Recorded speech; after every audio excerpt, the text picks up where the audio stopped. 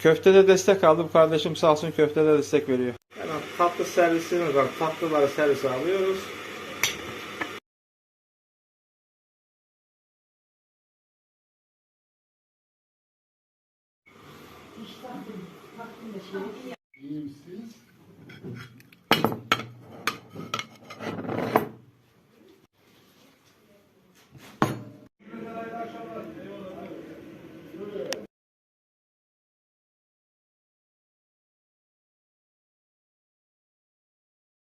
Şimdi Ramazan'da misafirlere diş kirası adı altında hediyeler veriyoruz. Ben de bayanlara çorap hediye ettim. Halacığım buyur. Güle güle kullan.